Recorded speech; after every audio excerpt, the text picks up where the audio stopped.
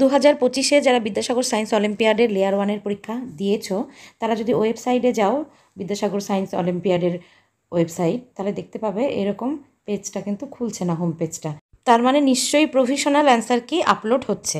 কিন্তু তোমরা এই ম্যাথ শ্যাডোস চ্যানেলের পেজে যদি যাও, সেখানে দেখতে পাবে, প্লে লিস্টে ঢুকলেই দেখতে পাবে 2023 সালে লেয়ার 2 এর পরীক্ষাটা হয়েছিল 23শে জুলাই, অর্থাৎ আজকে তো 25শে জুলাই, তার মানে 23শে জুলাই পার হয়ে গেছে। পরীক্ষা এত আগে হয়ে গেছিলো, কিন্তু এবছর জানি না কেন দেরি হচ্ছে।